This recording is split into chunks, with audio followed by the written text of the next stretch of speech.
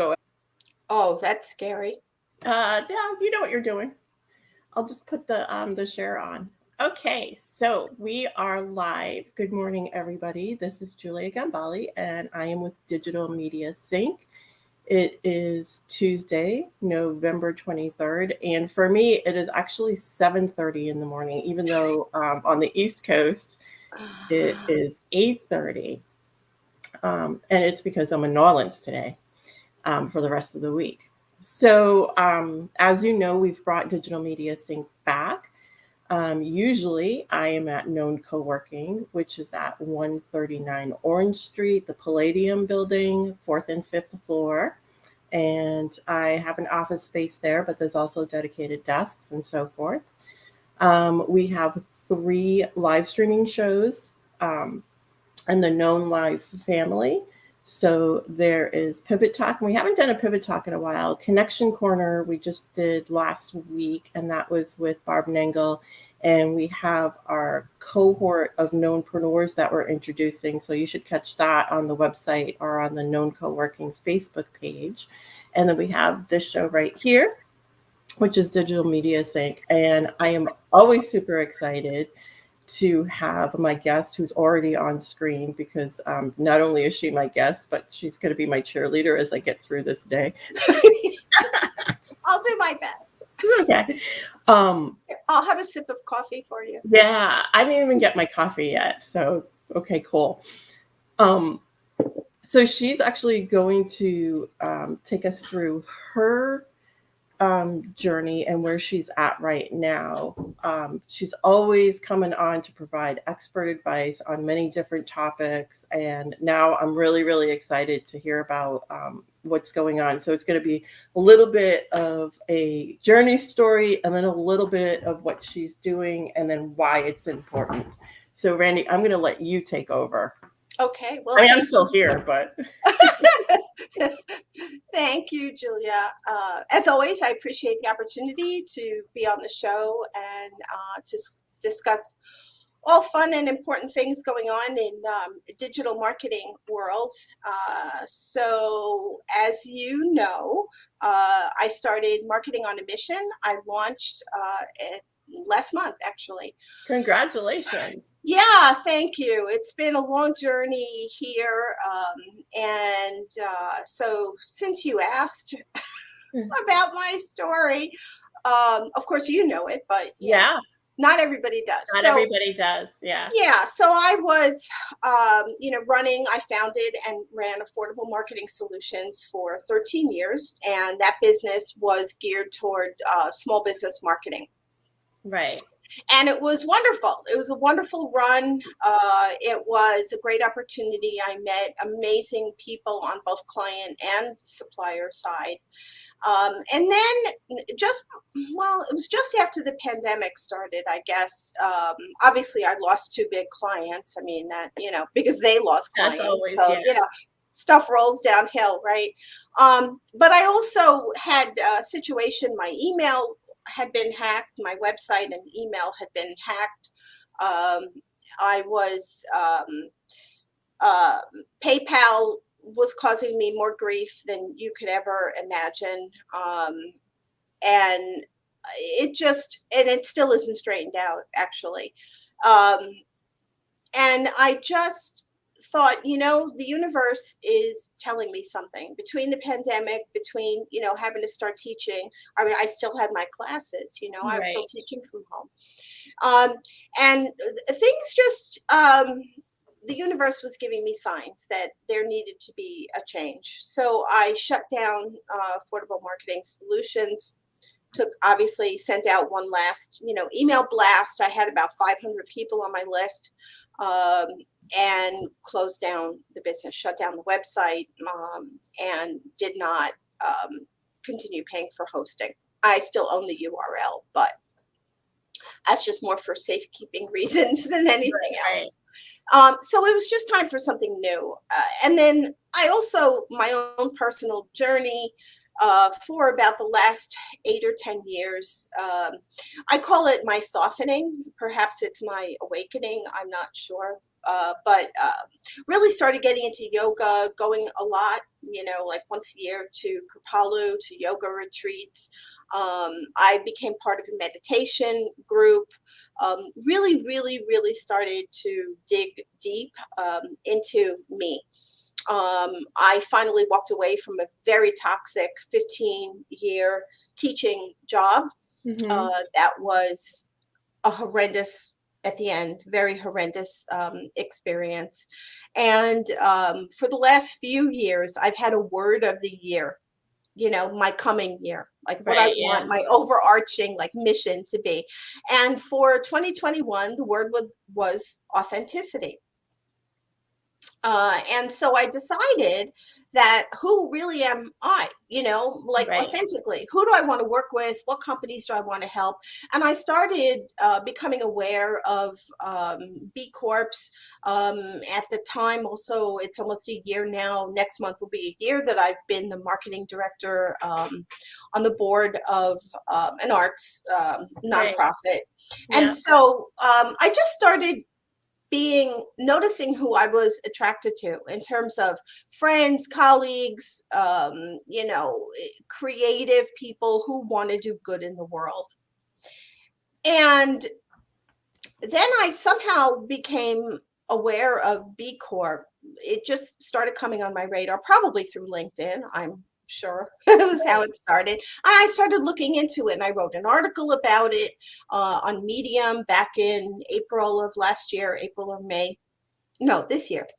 And I just started studying more and more and networking a little bit more in B Corp world and attending webinars and things like that, and getting introductions. And through one introduction, I said, I'll do a B Corp digital marketing assessment for you.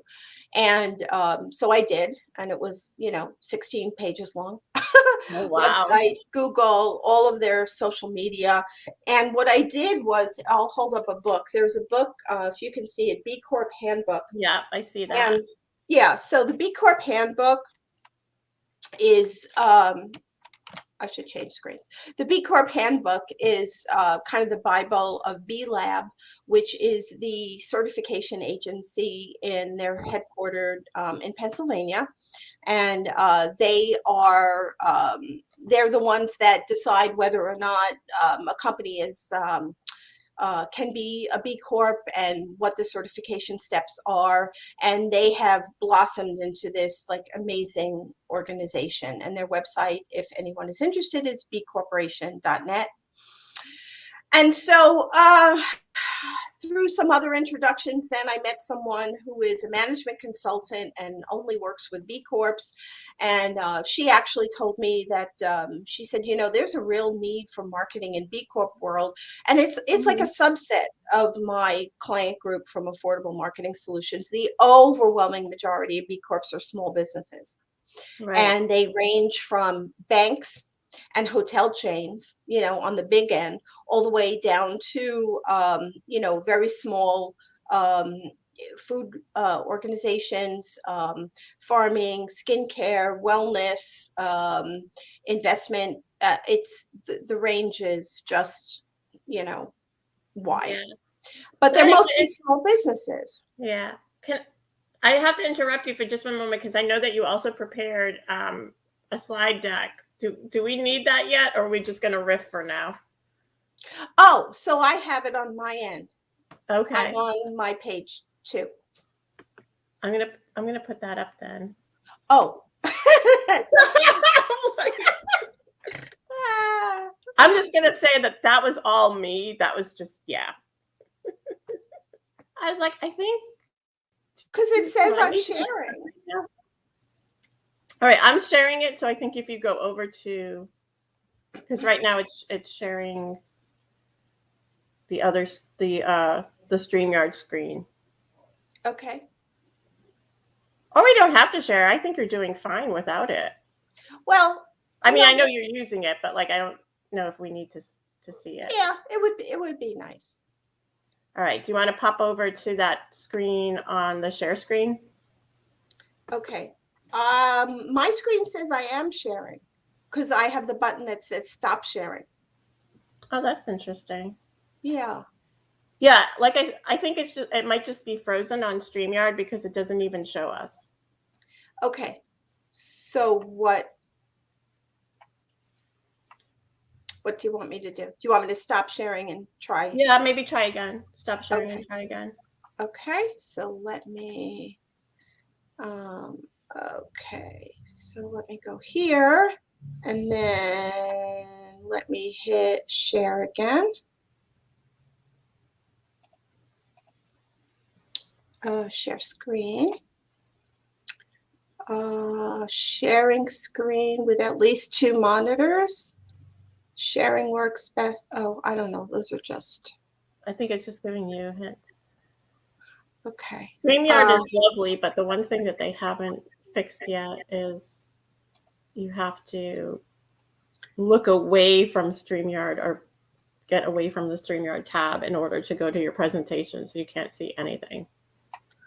Okay. You're flying blind. Ah, here we go. Okay, so now I see. Let me hit from beginning. Okay, so that's the cover. And then That's where you are. That's where I are. All right. Okay.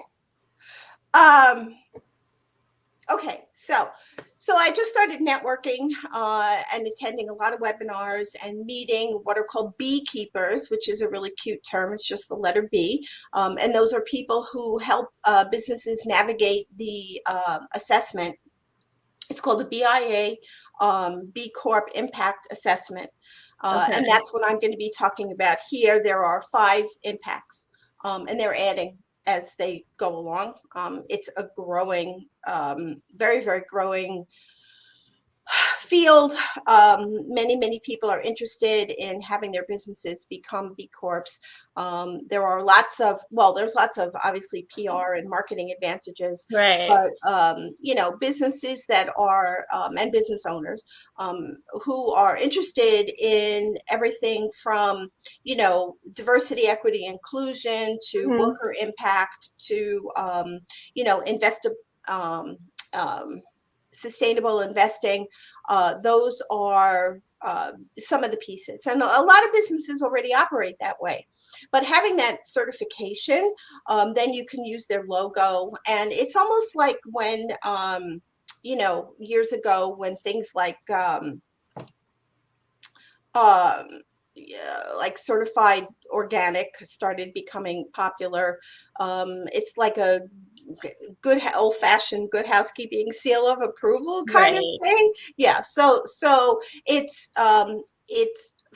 forward facing, but in order to keep that certification, you have to prove, and you have to file like a separate annual report.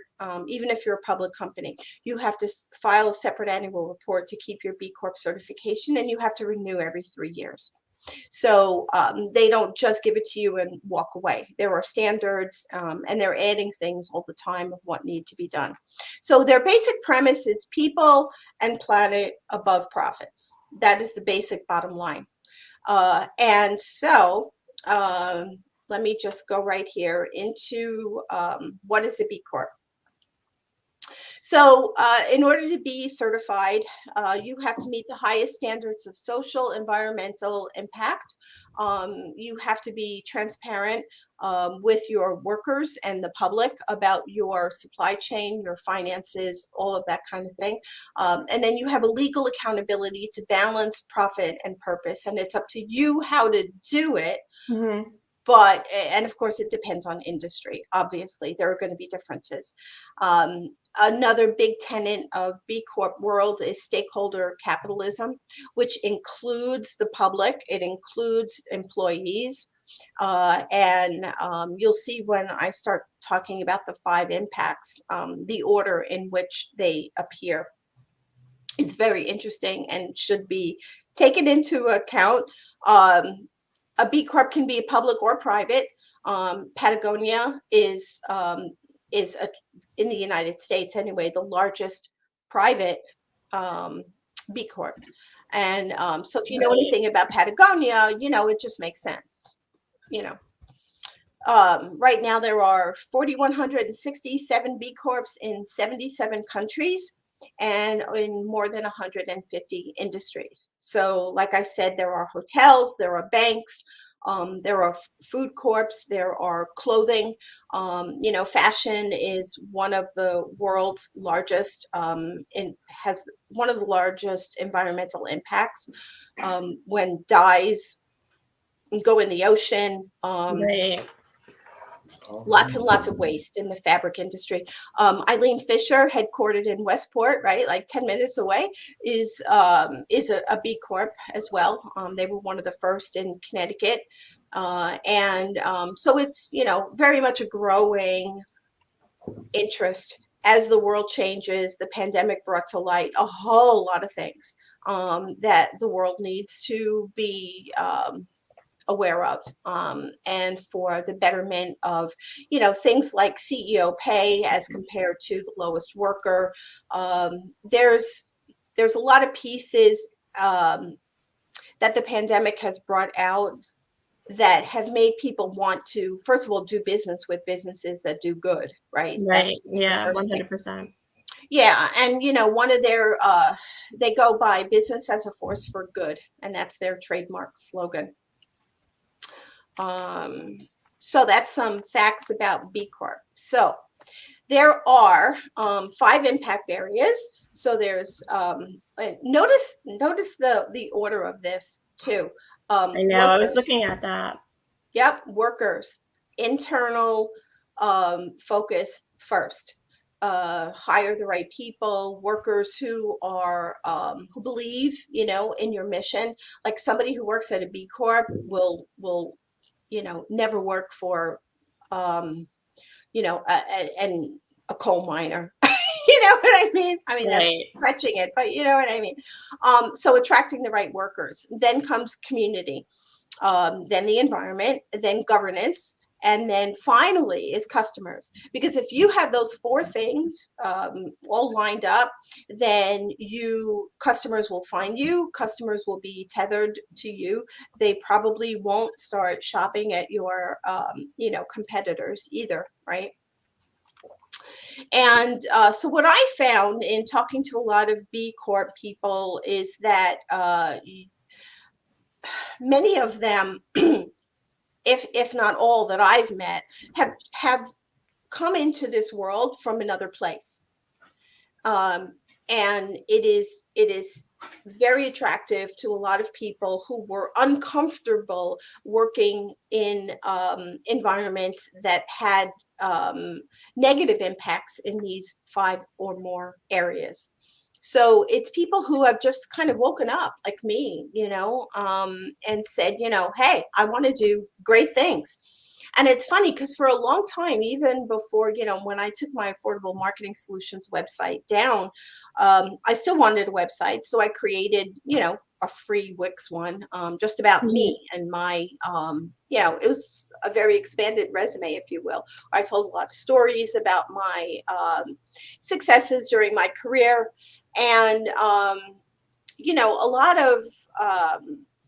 lot of the thought of my own internal digging deep was, I want to do great big things.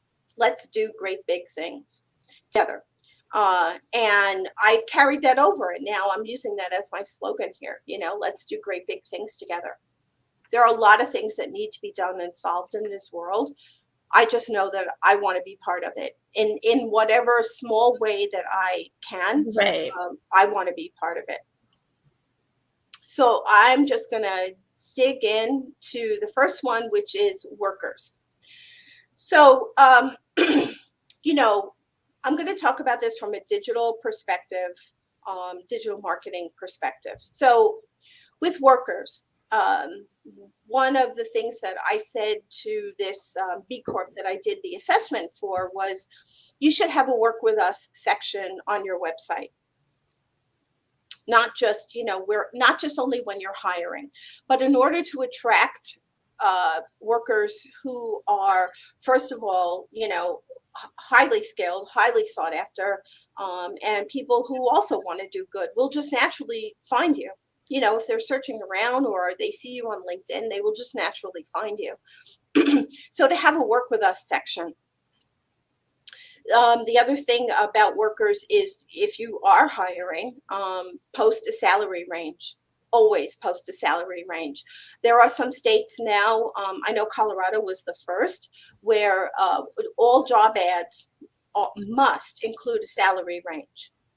And in today's world of people working hybrid, remote, you know, wherever, whether it's from home or in a place like, you know, known co-working, so sure, you can look up the salary range on, you know, any one of these websites like salary.com, but they are geography based, and the world is no longer geographic based, yeah.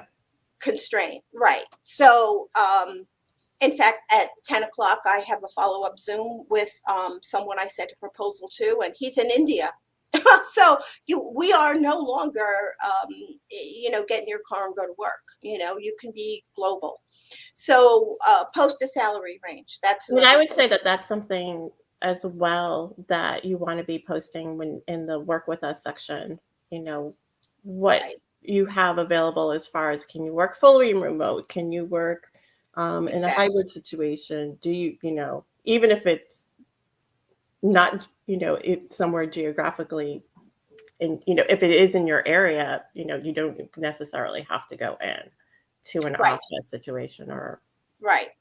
And there is a big movement now for being very financially transparent with your workers. Like Mm. anybody can walk into the, you know, CFO's office, for example, and say, you know, hey, I want to see our balance sheet.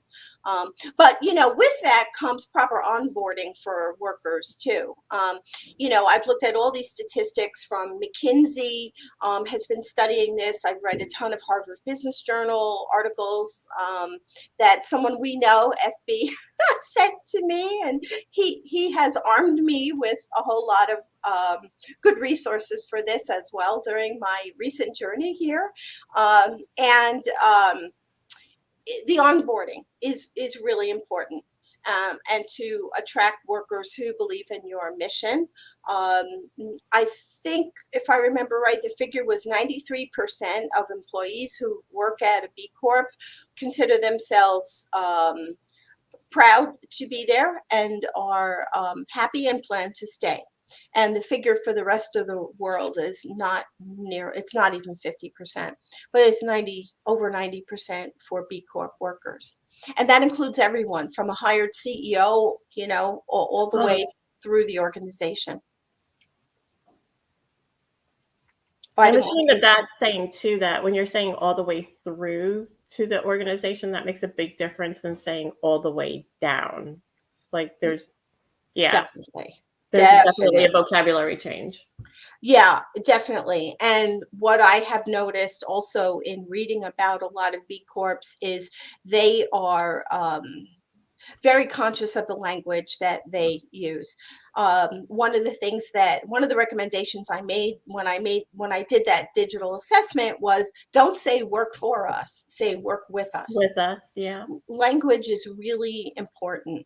I have found that there's less aggressive language in B Corp world.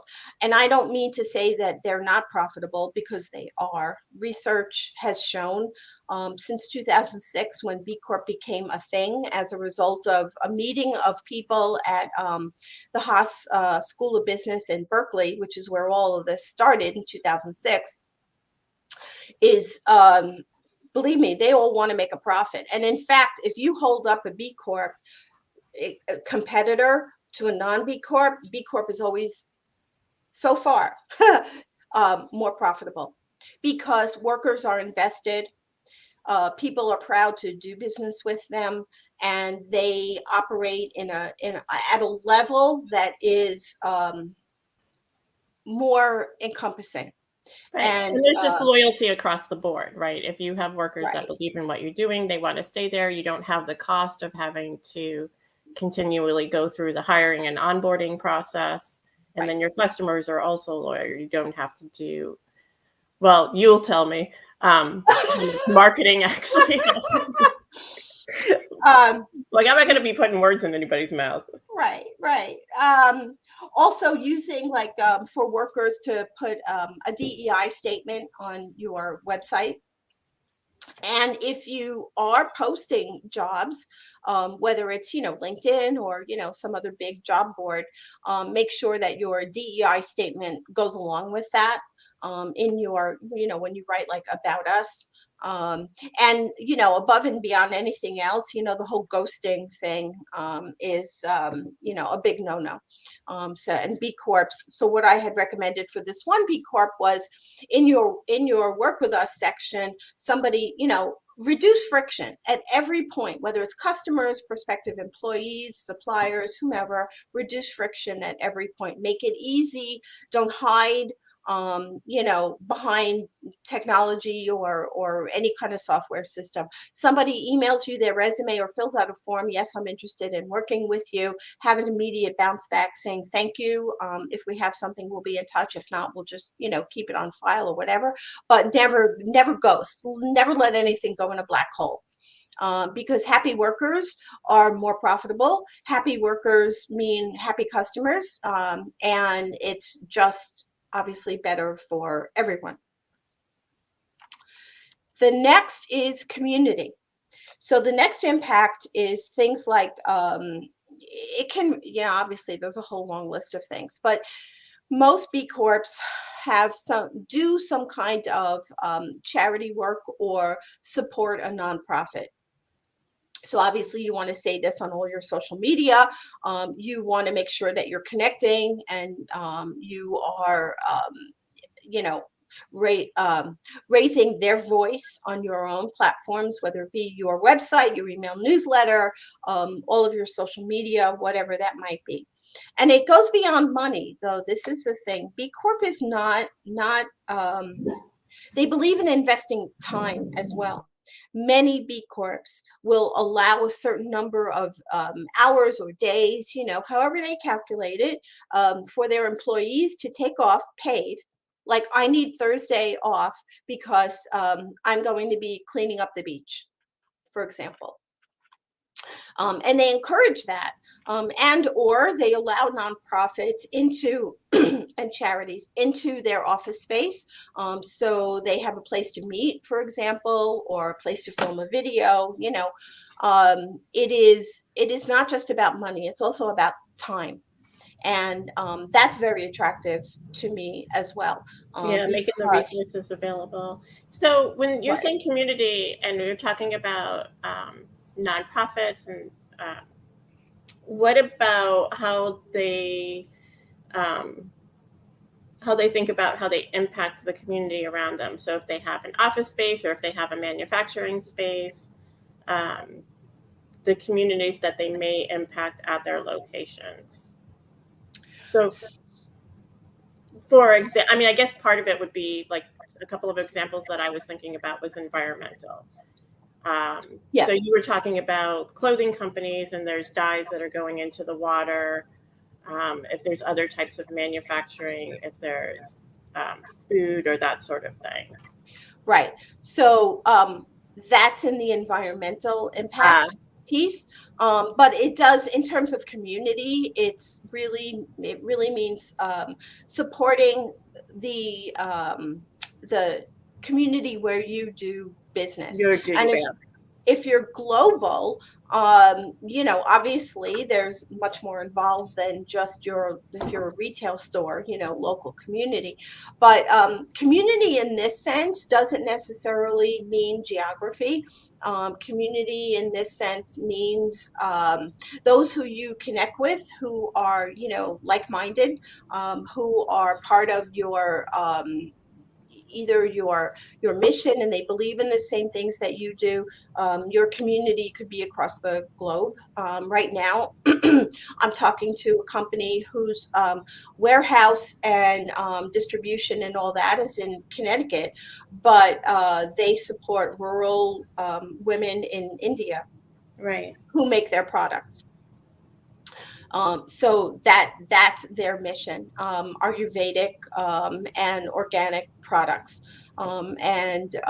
They are, their community then is not just local. And then I'm talking to somebody else actually a little bit later today as well, who is he's an investment advisor, and so his community is, he does a lot of board work himself, but his community is also giving back to the causes he believes in by managing like their treasury, for example. Like that's how he donates his time. He doesn't have any employees, so donates his time, and that's his community, because he came out of marine engineering, actually. I became an investment advisor. So, like I said, as people are drawn from other places, it's really, it's been so interesting, and just meeting all these wonderful people. And So then, this also talks to, I think, I know that many years ago when I worked in a corporate environment, for example, um, there would be clients that were kind of like, choose a charity that we can put money towards. But this is talking about having a much deeper relationship where there's right, kind of more connections, and right, it sounds like too from what you were saying, an actual story from the CEO or the president or whatever, um, right, where it's like, well, I'm doing this because in my own experiences this is what's happened and I want to change that, or I want to, right, if there's positive things that are going on, I want to have that continue and I want to be part of that. right. So And it to seems give like much back. more deeper, authentic kind of Yeah, relationships. it is much deeper than just writing a check and getting a write-off. Mm-hmm.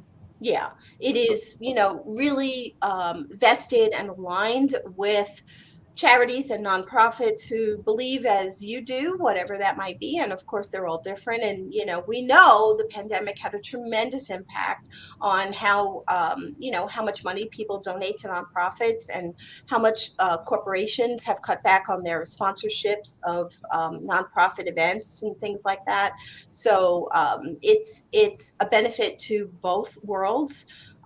But they are very separate legal entities, obviously. Right.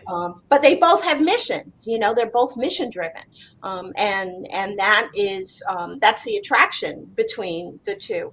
And there are some B Corps who have started their own nonprofits, and whether that is to support their suppliers, or whether that is to support, if you're in food world, to support farming, for example. I Right. read one B Corp that did that. They started like a food co-op nonprofit. So there is there it's such a wide range, but the actual mission is the same. It's to support those in your community. And I'm looking at my notes because I scribbled a bunch of notes here.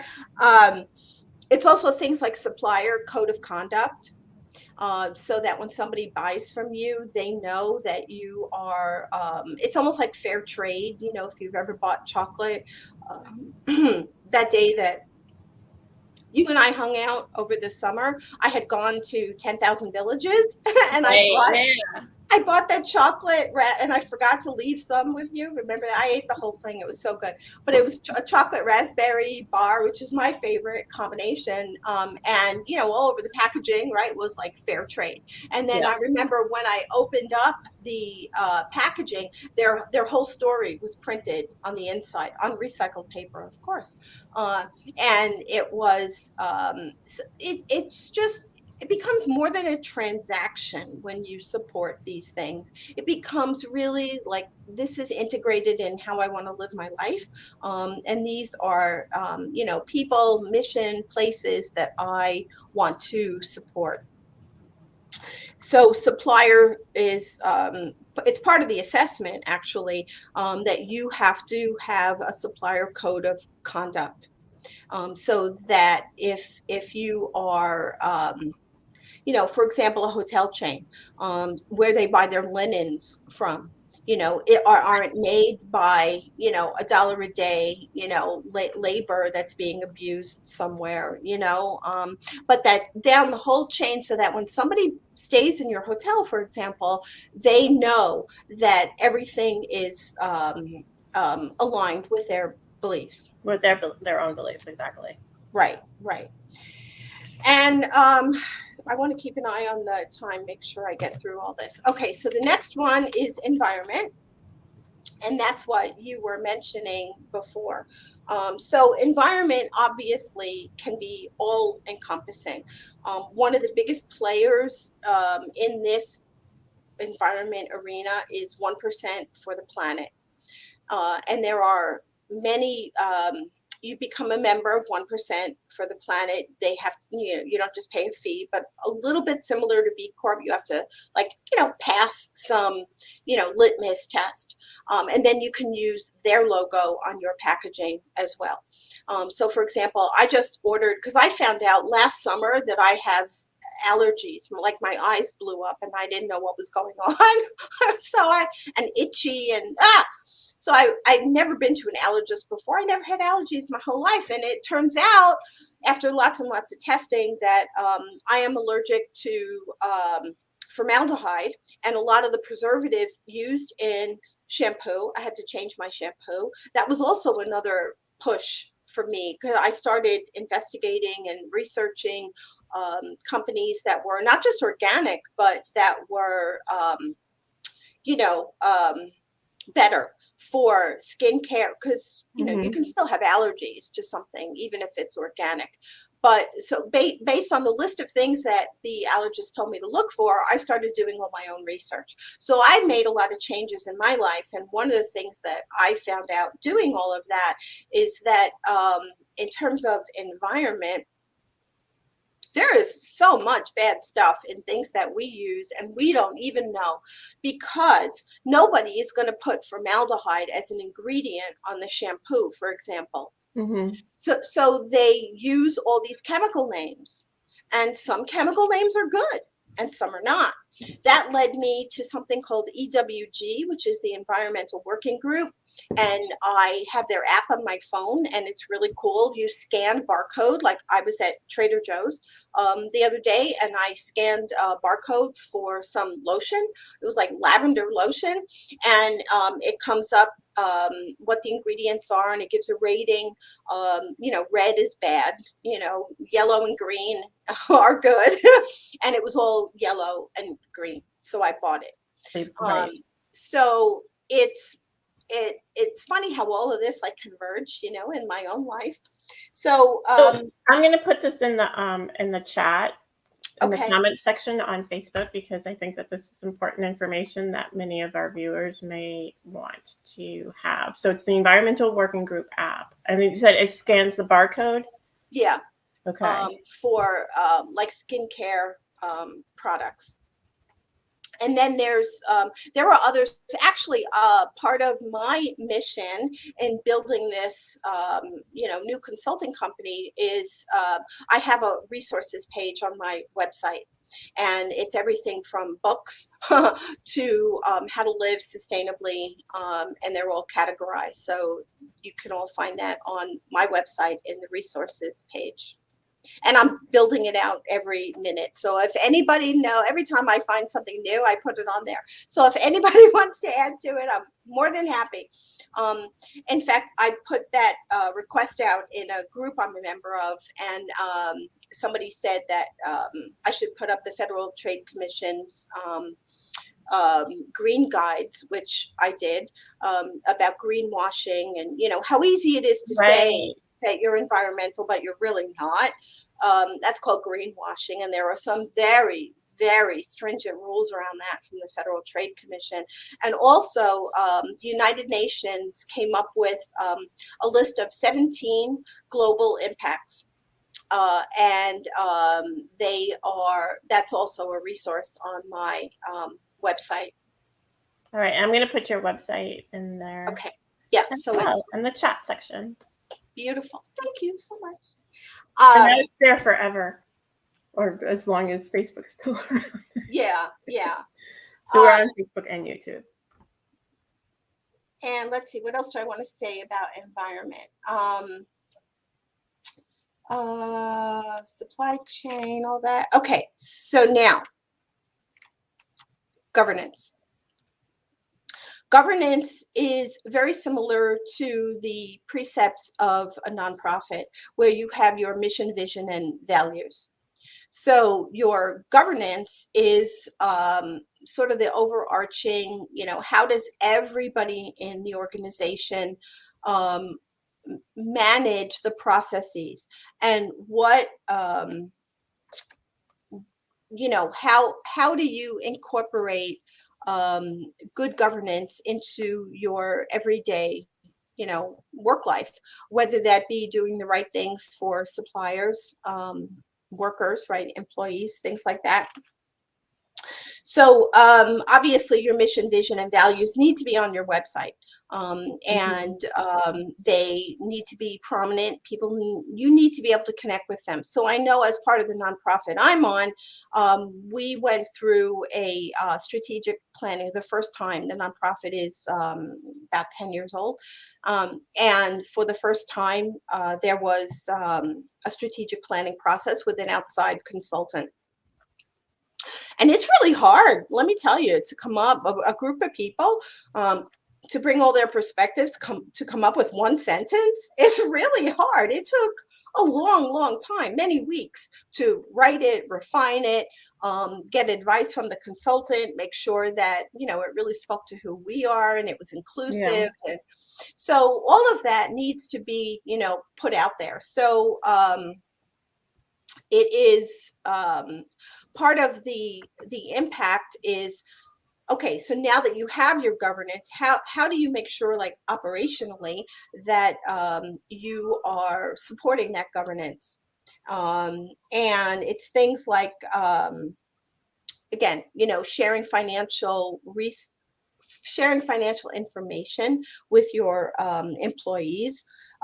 Make it part of your onboarding, and that's a big thing with B Corp companies too, is onboarding, and making sure that any new, either supplier onboarding as well as worker onboarding, really have a deep understanding of their role in carrying out the mission of your B Corp and supporting your mission, vision, and values.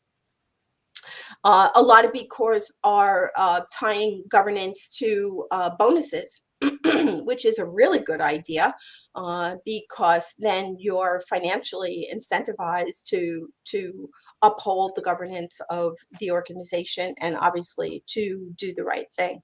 And digitally, all of this should obviously be on your website. Obviously, you should be talking about this and connecting with other governance organizations, like, the UN study, like, greenwashing, and talk about how you may have overcome greenwashing, if you ever did it, or some people aren't even aware that they're doing it.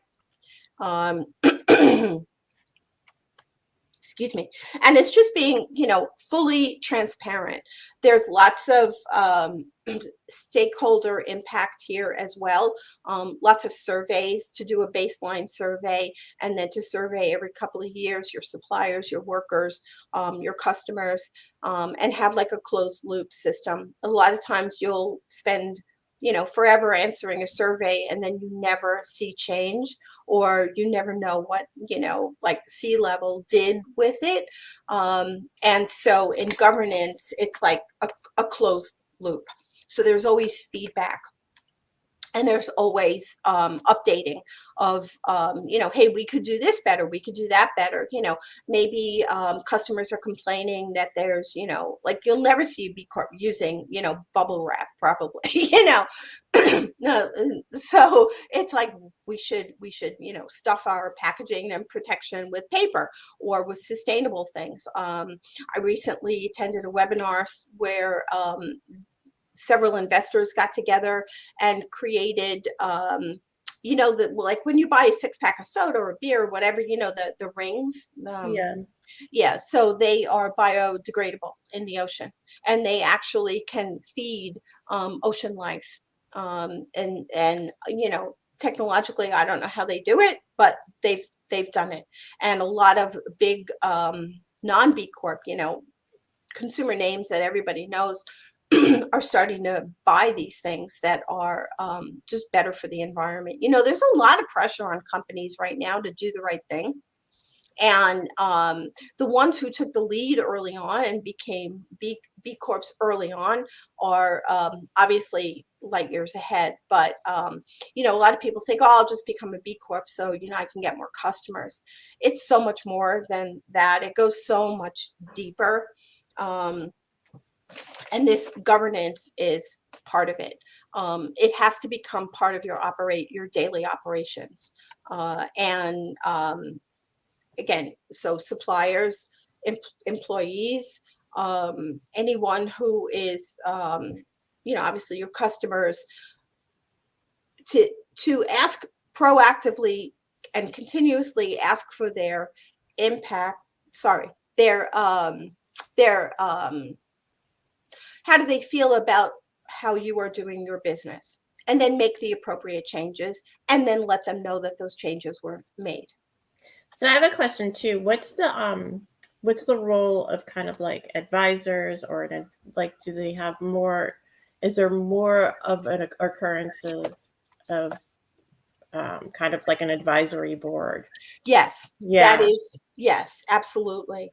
Especially a new B Corp will always have advisors, and some of those advisors usually come from management consulting world that specializes in this arena. So they kind of keep you on track because they know in 3 years you're going to have to renew your impact assessment. And they are starting to add things, like there were 4 in the beginning. And then now there are 5, and I've heard that they're adding 2 more pieces to so it's becoming more strenuous to get that certification in order to keep keep it attainable, but hard enough that not just anybody can do it, but that it is, you got to work for it, in other words, and then you have to stay working for it to renew. Yeah, this is definitely not like a set it and forget it type of thing where it's like, oh, I'm going to do a business plan and then I'm going to like set that aside and I'm Yeah, just going to run my business however. right. And so there are management consultants that are advisors that specialize in this world, like the woman that I met in Westport. There's someone else that I have connected with in California. She does the same work. And it's interesting, both come out of nonprofit world. The transition is interesting, the path. Yeah, I mean, I could talk about this for hours. The path is, Like, I have so many questions too. I know, I do too. I know, I do as well. And then finally, so the 5th one is customer impact. And that is last, which I find interesting because if everything else is in place, then your customers, first of all, your marketing, they will find you. Okay. If you're telling your story, if you're being authentic, hashtags and all of that are important for customers to find you. Telling your story, showing customers how, when I buy from a B Corp, I don't expect them to turn around and invest in something that is bad in any way for the environment or for people. So it's a nice story. It's a continual conversation, and customers, people want to feel good too from who they support and where they buy from. And if they bought from you not knowing that you were B Corp and just because they wanted your product or somebody recommended it, that's wonderful, but they may not be tethered to you for the long haul. So the idea is to really connect with your customers and your prospects, right, about your story, and to have them feel like they are a stakeholder, and they are part of your mission. Because unlike nonprofits, B Corps have to make money. I mean, they're selling a product or they're selling Right. a service. They're not getting donations when people feel generous at the end of the year and want to write off. I mean, they need to be financially sustainable, during the entire year. And speaking of that, I recently found out that there's a group of venture capital who only now Yeah. invest in That was B the Corp. question I was going to ask as far as like investment, um, how that works, because I would assume that that would be the case, right? Yes, it That's is. that's all I want to invest in Right, is organizations that actually live by these tenets. right. And so it's from the like venture capital world, as well as from um, the customer world. Who do I want to invest in? Where do I want to spend my dollars? Mm-hmm. Uh, it is becoming increasingly. See, he agrees. Uh, I'm glad Nelson agrees. Um, that there are people buy with a conscience, not just with a credit card, you know, and they want to know that they're supporting things that they believe in and companies who align with their values. And then, so let's see, for customer impact. Oh, what's do you have a warranty? Do you have a protection policy? You must have a privacy policy on your website. And if you're doing email marketing and you're global, you have to make sure that you adhere to like the GDPR, for how people are going to use, how companies will use your information. And so customers understand, or prospects, if they just get on an email list, understand how their information will be used and what you will do with it. And quality assurance. If somebody returns something because it arrived broken, then and I read a story about this, like the one thing arrived broken, a customer returned it, they replaced it, and that had them change their entire packaging and how they packed up things that were shipped. And also shipping, right? Boxes, small enough boxes that you're not wasting, lots and lots of paper and cardboard, and that it's recycled. And, I remember, I don't even know how many years ago now, but they're in malls. They're, Bath and Body Works, Right. where you could buy something and then bring the container back and just refill it. That was really the beginning. And this is, I don't even know, 15 or more years ago, 20 years ago, I don't even know. That was really the beginning of being aware of companies who were trying to minimize their impact on the environment. And Yeah, customers and now loved it. right, and now you see it almost, well, I Right, wouldn't say all the time, but quite often. And then there's actually subscription services that do the same thing. right. I know for one of the food subscription services that I use, they actually, you know, where they source their food was very transparent, how they, communicated with the customers and with the community. And the one thing that they really had to change was their packaging, Yeah, because some of the packaging that they were using was not sustainable. right. And then they, from a communication standpoint, they were like, oh, we know that our packaging was not sustainable. This is how we changed it. Now, when we bring things to you or send things to you, it's going to do this. It's going to be this. Right. And, I know we have like 3 minutes right now, but I feel like there needs to be a part two, because, Yeah, that would be wonderful. we, Um, well, are there because any questions in the Facebook there's, there's group? no questions right now, but I have a ton of questions, mostly about the communications and the digital communications. I think was a really um, good, like I said, like first part that really explains what B Corps are and how they work and what the five major areas are. I think a lot of people do not know still what B Corps are and how they work and how Right. they're different from nonprofits, how they're different from businesses. And I also Right. used to think, I was like, oh, well, it's just a combination of the two. It's just like kind of like that middle Right. piece, but they're not. No, they're not. They're And a completely different entity. So this was a, they are. a They huge are. learning experience.